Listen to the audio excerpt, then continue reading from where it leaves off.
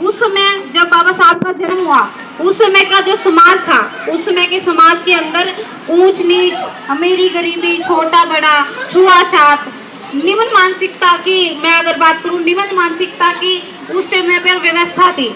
जिस समय पर बाबा साहब को स्कूल के अंदर एडमिशन लेने के लिए भी बहुत सारी शर्तों को मानना पड़ा था। उनके पिताजी सूबेदार पद पे थे, लेकिन जो स्कूल का प्रिंसिपल था, उन्होंने ये बात बोली कि हम ऐसे एडमिशन नहीं करेंगे कि आप जो है नीची जाति के बच्चे हैं। ये ठीक है कि अंग्रेजों ने आपको भी पढ़ने का जो उनके अंग्रेजों की जो मतलब उनकी सरकार थी, उनके अंदर सूबेदार पद पे थे, और जो जो भी उनके विभाग के अंदर नौकरी करता था, तो उनके बच्चों को पढ़ाने का अधिकार था उनके पास।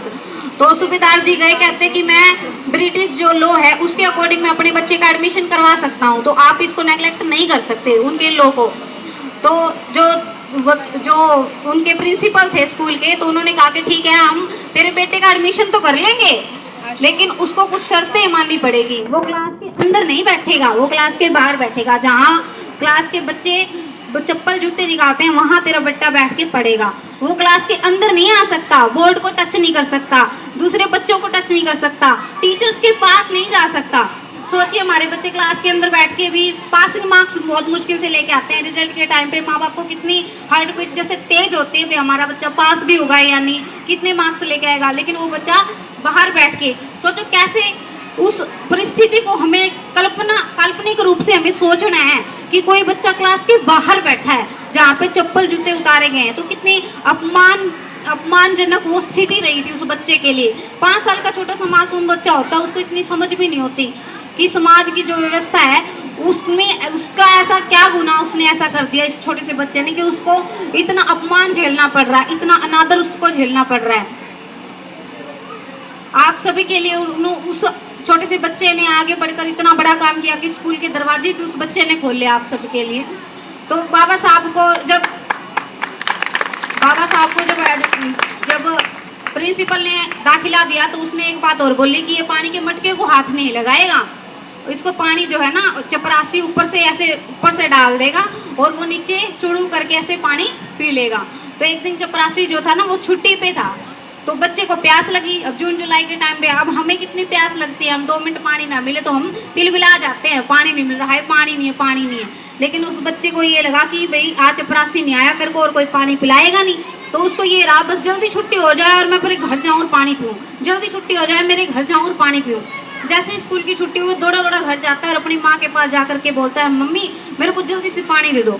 तो उसकी मम्मी उसको पानी पिलाती है और वो छोटा सा 5 साल का मासूम सा बच्चा अपनी मम्मी की गोद में लेट जाता है और लेट करके वो अपनी माँ से कहता है कि हे माता, कि मेरा ऐसा क्या कसूर है कि मुझे आज पानी नहीं पीने दिया गया। क्लास के सब बच्चे उस पानी को छू सकते हैं, मैं उस पानी को छू नहीं सकता। मेरे अंदर ऐसी क्या कमी है कि मैं उस पानी को छू नहीं सकता, मेरे उस पानी को छूने से वो पानी गंदा हो जाएगा। क्या हुआ? तो उसकी माता उसको कुछ नहीं कहती, क्योंकि वो समझती थी कि उस टाइम की मानसिकता लोगों की कैसी है, मतलब पशुओं से भी निम्न समझा जाता था उस समय हमारे समाज के लोगों को।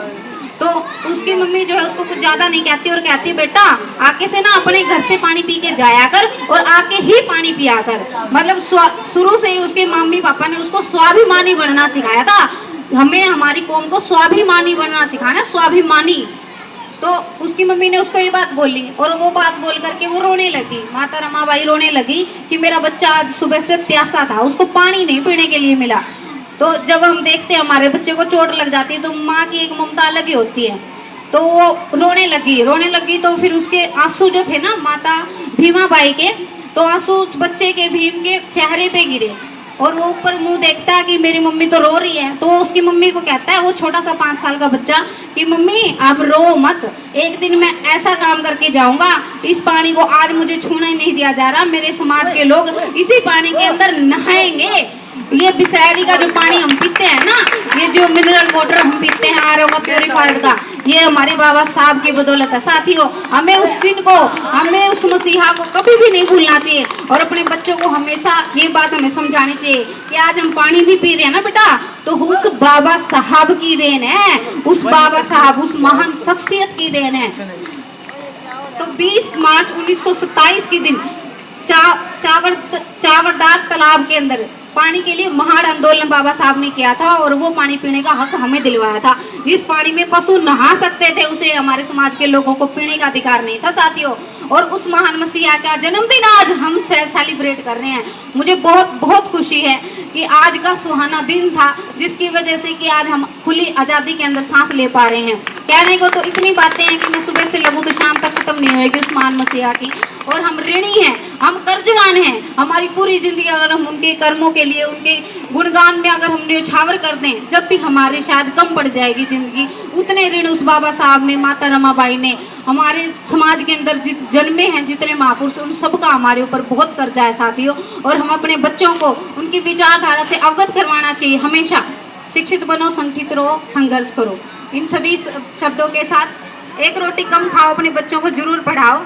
और इन्हीं शब्दों के साथ अपने वाणी को विराम देते हुए आप सभी को पुनः बाबा साहब जी की जयंती की बहुत बहुत बधाई देती हूँ। और मेरे जो मुख्य अतिथिगण जो आए हुए हैं उन सभी का मोस्ट वेलकम करती हूँ। स्पेशली थैंक करती हूँ डॉक्टर इंद्रजीत मैम को कि उन्होंने हमारे बाबा साहब की स्टैचू की जो अनावरण किया है, उसका बहुत बहुत धन्यवाद करती हूँ। डॉक्टर इंद्रजीत मैम एक महिला है।